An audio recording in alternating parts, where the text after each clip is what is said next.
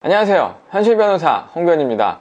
오늘 드릴 말씀은 형사소송 있잖아요. 형사 공판에서 변호사를 무조건 선임을 해야 될지, 변호사가 꼭 필요한지, 이거에 대해서 말씀을 드리려고 합니다.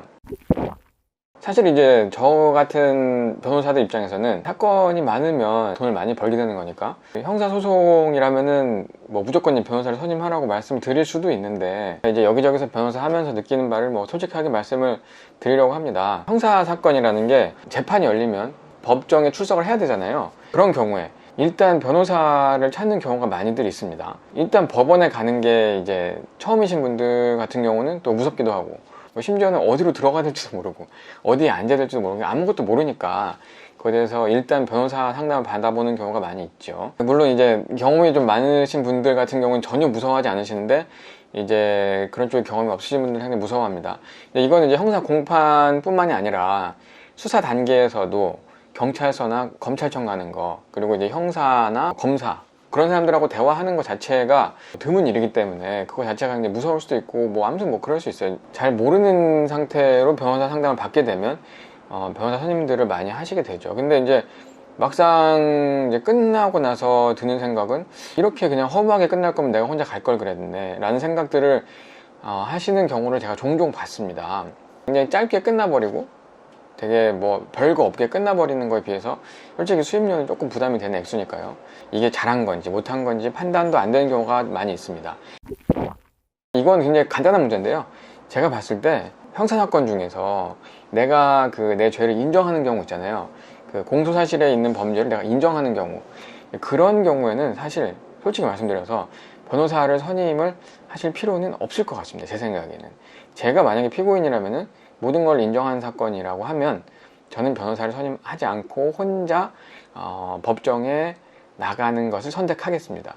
혼자 나가도 되고, 안 그러면은 국선 변호인 신청을 해서, 국선 변호인은 거의 공짜거나 요새는 좀 비용을 청구한다고 들었는데, 그래도 일반 사선 변호사에 비하면 상당히 금액이 적기 때문에, 그래서 국선 변호인 선임한다거나 아니면 혼자 갈 것 같아요.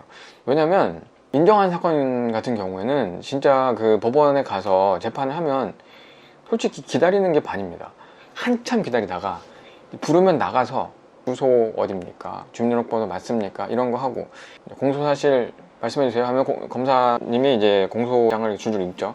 그러면 이제 그거에 대해서 인정하십니까? 라고 물어보면은 네, 인정합니다 라고 거기까지만 하면 사실 더 할 건 또 없는 거거든요.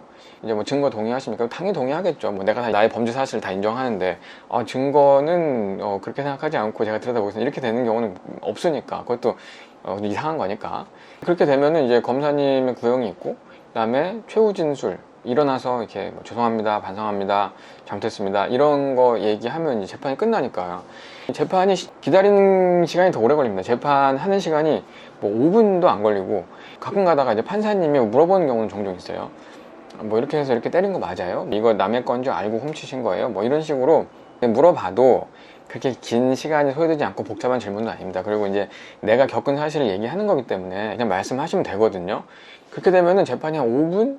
뭐 짧으면 3분? 뭐 길어봐야 10분 이 정도가 되는데, 사실 이제 그 시간을 위해서 변호사를 선임한다 그러면 사실 몇백만 원이 그냥 깨지는 일이잖아요. 솔직히 요새는 이제 인터넷도 많이 발달이 돼 있어가지고 인터넷 좀만 검색을 하셔도 형사소송이 어떻게 진행되는 것인가, 절차나 방법이나 이런 것들이 굉장히 자세하게 나와 있고, 뭐 인터넷 카페나 이런 데서 정보 공유가 많이 되더라고요. 그래서 그런 걸 보시면 절차에 대해서 많이 알 수가 있기 때문에, 저 같으면 그냥 내가 잘 몰라가지고 법원 가는 게 무서워가지고 그런 것 때문에 변호사를 선임하신다 그러면 적어도 인정한 사건들 같은 경우에는 변호사를 선임은 굳이 하실 필요가 없지 않을까 라는 것이 저의 솔직한 의견입니다. 반면에 무죄를 다투시는 경우에는 솔직히 혼자 하기는 제가 봤을 때는 불가능합니다.